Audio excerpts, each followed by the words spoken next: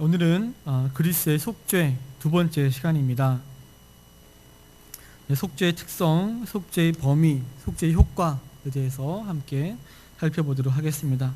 먼저 속죄의 특성에 대해서 함께 볼 텐데, 속죄는 하나님의 공의에 대한 만족이었다라고 할 수 있습니다. 그리스를 통한 속죄는 하나님의 공의를 만족시키기 위한 것이었다는 것입니다. 앞에서도 지난 시간에 배우셨겠지만 하나님의 공의는 죄에 대한 처벌을 반드시 필요로 하십니다. 율법이 요구하는 죄의 삭은 사망이었습니다. 그래서 하나님의 공의는 그 사망이라고 하는 죄의 값을 지불하지 않고서는 만족될 수가 없었던 것입니다. 그래서 예수님께서 율법의 요구를 이루기 위해서 십자가의 죽으심으로 하나님의 공의를 만족시키셨고, 하나님과 원수되었던 여러분들을 하나님으로 더불어 화목해 하신 것입니다. 근데 밑에 보시면 속죄는 마귀에게 사로잡힌 죄인을 사내기 위하여 사탄에게 그 값을 지불한 것이라고 하는 사탄 보상서를 주장하는 사람도 있지만 잘못된 견해입니다. 그 다음에 속죄는 대리적인 것입니다. 구약 시대에 하나님의 백성들이 자기 죄를 이제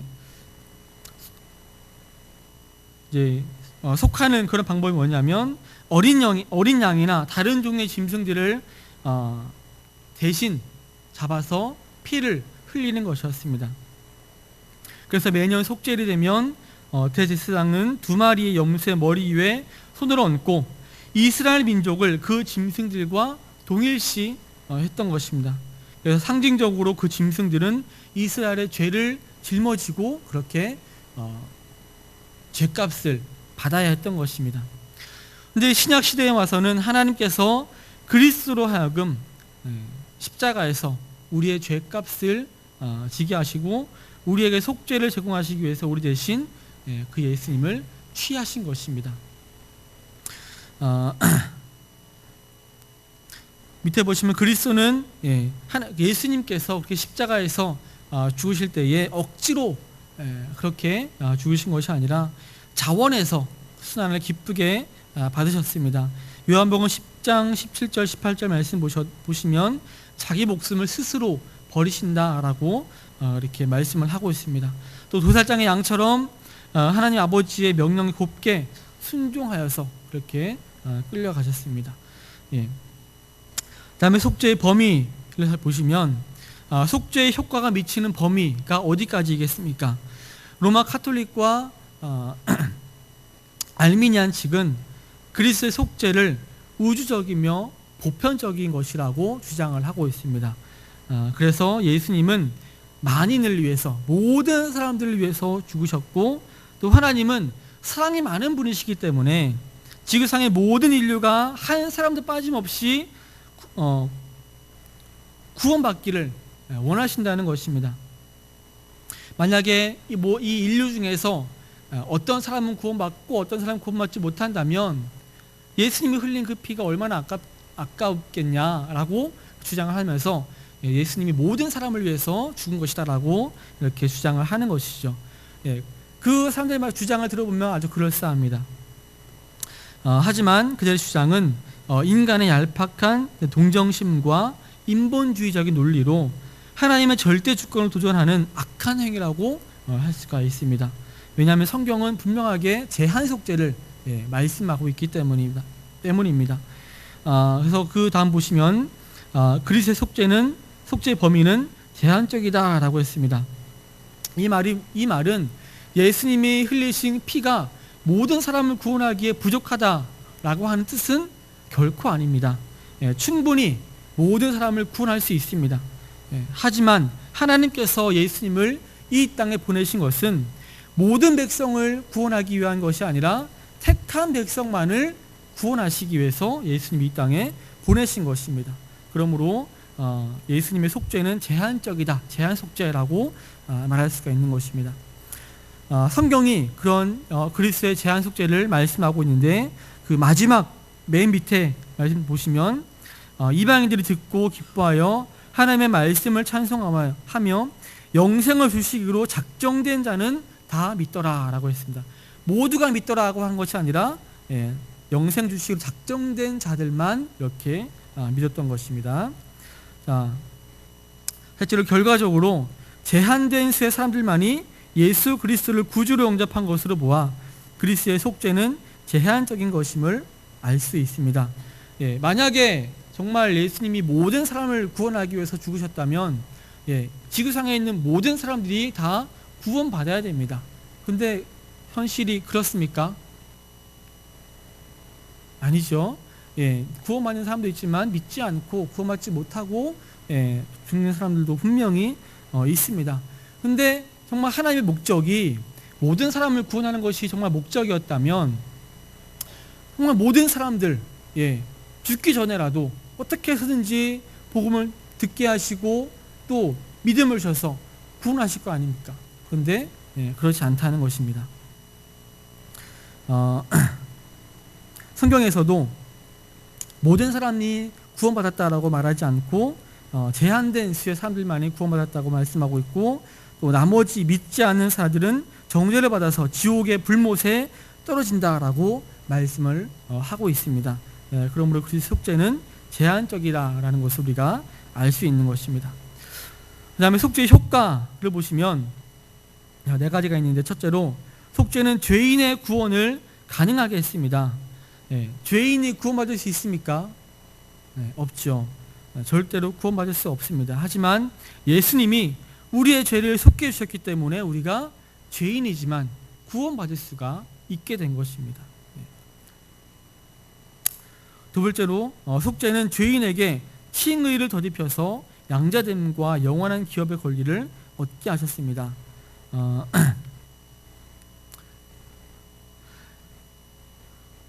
예전에 제가 이렇게 구역장 성경 빌드할 때 양자됨에 대해서 이제 로마 시대의 비유를 말씀드렸는데, 로마 시대에 이제 아들이 없는 사람이 있는데 자기 가문을 이어야 될 거 아닙니까? 근데 아들이 없으니까 자기 종들 중에서 그래도 좀 이렇게 유능한 종을 한 명 택해서 그 사람을 자기 아들로 양자로 삼습니다. 그러면 그 양자는 하루아침에 노예의 신분에서 그 주인의 아들의 신분으로 바뀌게 되는 것이죠. 여러분들이 바로 그렇게 양자된 분들이라는 것입니다.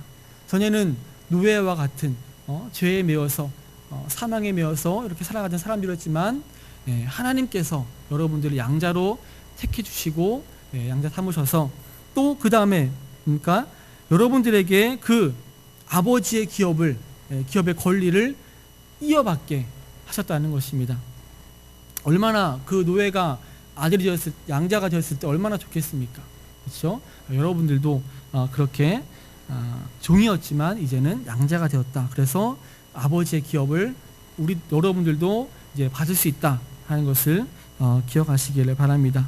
그 다음에 셋째로 속죄는 중생과 성화를 통하여 신자들과 그리스도가 신비적으로 연합하여 새 사람을 덧입게 하였습니다. 우리가 예수님을 믿는다고 해서 그 사람이 단번에 변합니까? 한 번에 다른 사람을 새 사람으로 변합니까? 아니죠. 믿는다고 해서 한 번에 그 사람이 변할 수는 없는 것입니다. 그래서 우리가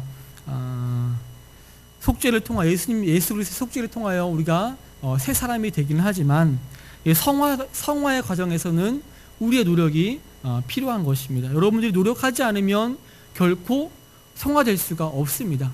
성화되지 않으면 그리스도와 그 신비한 연합을 우리가 맛볼 수가 없겠죠. 여러분들 개인적으로도 이렇게 성화되기 위해서 노력을 할 때에 그리스도와 그 신비적인 연합을 삶 가운데 체험하게 되고 그것도 맛볼 수가 있게 되는 것입니다. 그 다음에 넷째로 속죄는 속죄받은 자들을 영화에 이르게 한다라고 했습니다. 속죄는 속죄받은 자들을 영화롭게 하여 새롭고 완전한 세계에서 하나님으로 더불어 영생을 향유하게 합니다. 이 영화에 이르는 것은 우리가 이제 이 세상의 삶을 마칠 때에 이루어지게 됩니다. 그래서 우리가 이 땅에서 삶을 마치게 되면 하나님께서 성도를 영화롭게 하시고 예, 그 이후에는 천국에서 영생하도록 그렇게 하시는 것입니다. 자, 내용 연구 보겠습니다. 1번 다음 설명 중 속죄의 특성 두 가지가 몇 번입니까?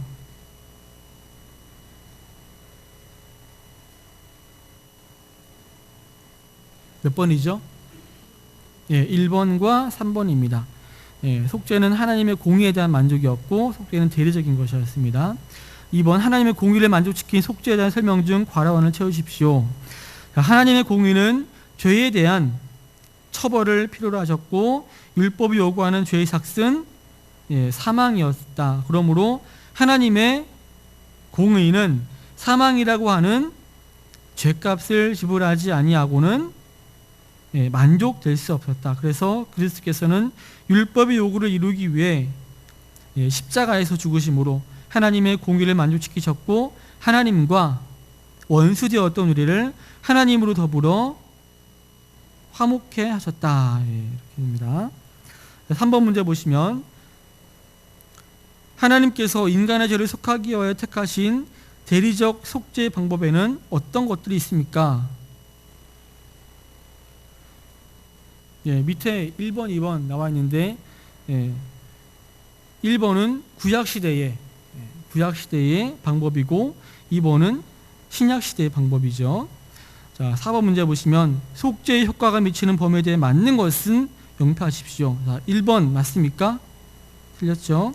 2번은 맞습니다. 자, 3번은 맞습니다. 4번은 네, 맞죠? 제한적이죠. 자, 5번 문제 보시면 속죄의 효과가 성도들에게 미친 영향에 대한 설명 중 맞는 것은 몇 번입니까? 네, 1번 속죄는 죄인의 구원을 가능하게 했다. 맞죠? 자, 2번 하나님은 공의로우심으로 어떠한 속죄도 죄인을 의롭다 칭할 수 있게 하지 못한다. 틀렸죠? 자, 3번 속죄는 죄인에게 칭의를 덧입혀서 하나님의 양자가 되게 하고 하나님의 아들로서 영원한 기업의 권리를 얻게 한다. 맞죠? 속죄는 속죄받은 자들을 영화에 이르게 하여 하나님의 나라에서 영생을 누리게 한다. 맞습니다. 네.